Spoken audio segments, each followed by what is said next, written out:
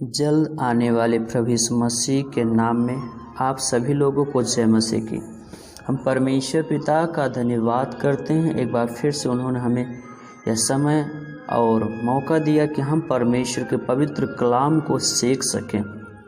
मेरे प्रियो, आज जो परमेश्वर अपना वचन हमसे आपसे बातचीत करने के लिए दिया है वो है यूहन्ना रचित सुसमाचार 10 अध्याय का 10 पद में। यहाँ पर इस प्रकार से लिखा हुआ है, चोर किसी और काम के लिए नहीं परंतु केवल चोरी करने और हत्या करने और नष्ट करने को आता है, परंतु यीशु मसीह इसलिए आया है कि आप सब लोग जीवन पाएं और बहुतायत का जीवन पाएं। जी हाँ मेरे प्रिय भाई बहनों, शैतान चोर है, हत्यारा है। वो आज मनुष्यों के जीवनों से खुशी को चुरा रहा है, शांति को चुरा रहा है, लोगों के स्वास्थ्य को चुरा रहा है, लोगों की धन संपत्ति को चुरा रहा है, परिवारों की आशीषों को चुरा रहा है। वह चोर है, वो हत्यारा है। मेरे प्रियो, मैं आपको आज बताना चाहता हूँ कि यह संसार जिस पर हम रह रहे हैं, यहाँ पर क्या खेल चल रहा है। इस दौर में शैतान का टारगेट सिर्फ आप हैं। जी मेरे भाई और बहनों, मैं फिर से कहता हूँ, सिर्फ आप हैं।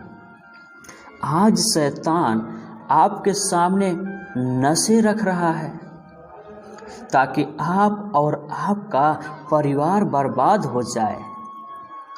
आज लोग एक दूसरे से लड़ना, झगड़ना, बड़ों का आदर ना करना, माता पिता का आदर ना करना, लोगों से ईर्ष्या करना, नफरत करना, शराब पीना, सिगरेट पीना, व्यभिचार करना, लड़कियों के पीछे भागना, दिन भर मोबाइल में लगे रहना आज के दौर का फैशन बन चुका है मेरे प्रिय भाई। क्यों?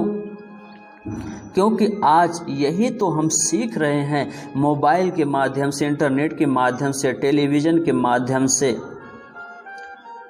पर इसका अंजाम आप नहीं जानते हैं मेरे प्रिय भाइयों बहनों।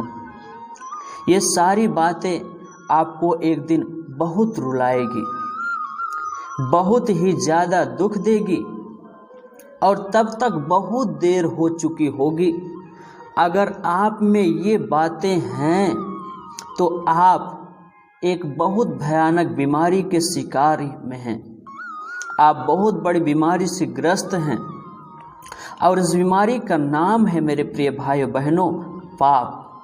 जी हाँ, इस बीमारी का कारण है पाप। पाप एक ऐसा कैंसर है जो आपको, आपकी आत्मा के बुरी तरह से नष्ट कर देगा मेरे प्रिय भाइयों बहनों, समाप्त कर देगा। तो क्या इस पाप की बीमारी का इलाज है?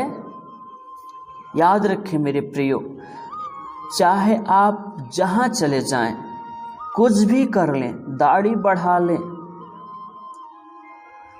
कितना भी भक्ति कर लो, आप अपने पापों से छुटकारा कभी नहीं पा सकते हो मेरे प्रियो। क्योंकि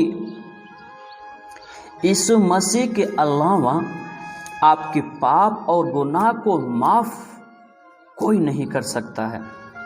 पाप क्षमा करने का अधिकार सिर्फ और सिर्फ प्रभु यीशु मसीह नासरी के पास है मेरे प्रिय भाई और बहनों। यीशु क्यों आपके पाप को क्षमा कर सकता है? क्योंकि उसने आपके पापों को लिए दाम चुकाया है मेरे प्रियो। आपके खातिर क्रूस पर चढ़ाया गया है, मारा गया है, गाड़ा गया है और मुर्दों में से जिंदा हो गए, इसलिए उसको पाप क्षमा करने का अधिकार है। हालेलुया। राबालिजियन थोला बरनमा रेखेंदे ले बेसिकेरियल बरनमा। अगर मैं आपसे कहूं कि आप परमेश्वर के पास आओ, अपने पापों से पश्चाताप करो, अपने गुनाहों की माफ़ी मांगो, शराब पीना बंद कर दो, बुरे काम करना छोड़ दो, शायद आप कहेंगे हाँ सोचेंगे इसके विषय में। अभी हमारे पास टाइम नहीं है। क्या बोले आप? आपके पास टाइम नहीं है? अरे भाई, आपको कब टाइम मिलेगा?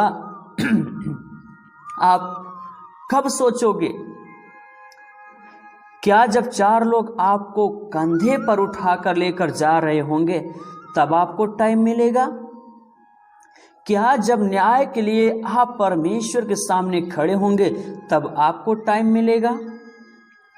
क्या जब आपको परमेश्वर नरक के स्वर्गदूतों को हवाले आपको सौंप देगा तब आपको टाइम मिलेगा? क्या जब दर्द देने वाले कीड़े आपके मुंह से घुसकर नाक आंख से बाहर निकलेंगे तब आपको टाइम मिलेगा? क्या जब आप आग में जलते हुए पानी की एक बूंद के लिए तरसेंगे तब आपको टाइम मिलेगा? क्या जब आप नरक में कीड़े मकोड़े आपके शरीर को खाएंगे, मौज मस्ती मनाएंगे, मस्ती करेंगे तब आपको टाइम मिलेगा? अरे भाई, कब आपका समय आएगा? मेरे प्रिय भाई बहनों, मैं आपको डरा नहीं रहा हूं, मैं आपको धमका नहीं रहा हूं, बल्कि प्रभु का दास होने के नाते आपको सतर्क कर रहा हूं, अर्थात मैं आपको चेतावनी दे रहा हूं मेरे प्रिय भाई बहनों। क्यों मैं आपको चेतावनी दे रहा हूं? क्योंकि अटल सत्य है, क्योंकि आप उस दर्द में रोगे, चिल्लाओगे, माफी मांगोगे, एक और मौका ढूंढोगे, एक और चांस मांगोगे परमेश्वर से। लेकिन दुख की बात यह है कि कोई चांस और कोई मौका वहां तब आपको नहीं मिलने वाला है मेरे प्रियो। बाइबल में एक कहानी हम देखते हैं, लूका रचित सुसमाचार, वहां पर एक धनी व्यक्ति की कहानी है और एक लाजर नामक कंगाल व्यक्ति की कहानी है। जबकि धनी हमेशा मखमल का कपड़ा पहनता, सुख विलास से रहा करता था, एंजॉय करता था, पर उसी के ड्योढ़ी पर एक लाजर नामक व्यक्ति छोड़ दिया जाता था जो उसके जूठन से अपना पेट भरता था मेरे प्रिय भाई बहनों। लेकिन एक दिन दोनों का इस पृथ्वी के डेरे पर से उठाए जाने का समय आया। दोनों मरे और लाजर को स्वर्गदूतों ने जाकर के अब्राहम की गोद में रखा और अधलोक में पड़े हुए इस धनी व्यक्ति ने अब्राहम पुकार करके कहा, हे पिता, लाजर को भेज कि अपने उंगली से एक बूंद पानी हम पर हमारे जीभ पर उंडेल दे, हमारे जीभ पर डाल दे। मेरे प्रियो, वो कैसी असहनीय पीड़ा और दर्द रहा होगा जो आज एक बूंद पानी के लिए तरस रहा है। और आगे जब उसमें हम पढ़ते हैं तो वो व्यक्ति कहता है, हे अब्राहम, हे मेरे पिता, ऐसा करिए कि मेरे और 5 भाई हैं, उनके पास लाजर को भेज दीजिए, कहीं वो भी हमारी तरह इस जलन में, इस दोजख की आग में, इस नरक में न आ जाएं। चलो मैं आ गया हूँ, लेकिन उनको प्रभु जी एक मौका दीजिए। लेकिन अब्राहम कहते उनके पास बाइबल है, उनके पास व्यवस्था की किताब है, भविष्यवक्ताओं की किताबें हैं, उसको पढ़ें, उस पर विश्वास करें। और अब्राहम ने कहा, उस पार और इस पार में एक भारी अंतर ठहराया गया है, एक भारी गहरा गड्ढा ठहराया गया है, जिससे जो कोई उस पार से इस पार आना चाहते वो नहीं आ सकता, और जिस पार से उस पार जाना चाहता है नहीं जा सकता। मेरे प्रियो, आज वो धनी व्यक्ति एक मौका ढूंढ रहा है, एक चांस ढूंढ रहा है, जबकि आज आपके पास 1000 मौके हैं। अभी आपकी सुनी जा सकती है, अभी आप चुनाव कर सकते हैं मेरे प्रियो। जीवन और मृत्यु दोनों परमेश्वर आपके सामने रखा है, आप उसको चुन सकते हैं। जी हाँ, इससे पहले कि आप हमेशा की पीड़ा में जाएं, परमेश्वर की इच्छा है कि आप लौट आएं। प्रेरितों के काम 3 अध्याय 19 पद में लिखा है, इसलिए मन फिराओ और लौट आओ। जी मेरे प्रिय भाई बहनों, यीशु मसीह के पास लौट आओ, वो आपको बुला रहे हैं, क्योंकि आपके हर पाप और गुनाह के लिए अपना खून बहाया है।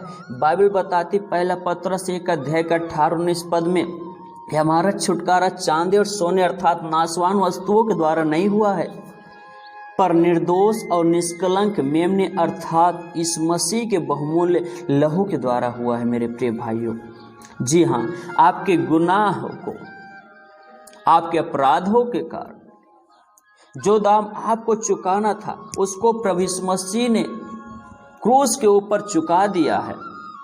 आज यह आपकी राह देख रहा है, आज वह परमेश्वर आपका इंतजार कर रहा है और वह द्वार पर खड़ा हुआ खटखटा रहा है, क्योंकि वह आपसे सच्चा प्यार करता है। बाइबल में लिखा हुआ है, परमेश्वर कहते कि मैं दुष्ट के मरने से प्रसन्न नहीं होता हूँ, प्रसन्न इस बात से होता हूँ कि दुष्ट लोग अपने बुरे कामों को छोड़ करके, अपनी बुराई को छोड़ करके उस चाल चलन से फिरें और भलाई करके परमेश्वर के पास लौट आएं।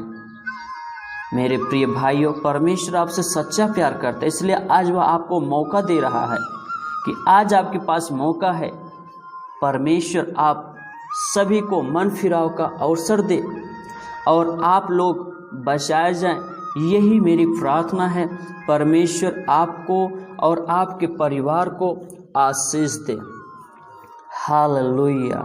मेरे परमेश्वर, मैं धन्यवाद करता हूँ इस सुंदर वचन के लिए पिता, जो आपने हमें दिया है। इससे बहुतेरे जीवन आशीषित होने पाए प्रभु, और बहुतेरे लोग अपने बुरी चाल चलन से फिर करके आप में आएं, विश्वास करें और उद्धार पाए। मेरे परमेश्वर, इस वचन के द्वारा हर एक सुनने वालों पर आशीष दे, सब बातों तुझे महिमा मिले। धन्यवाद देते प्रभु, हमारी प्रार्थना सुना यीशु के नाम में, आमीन।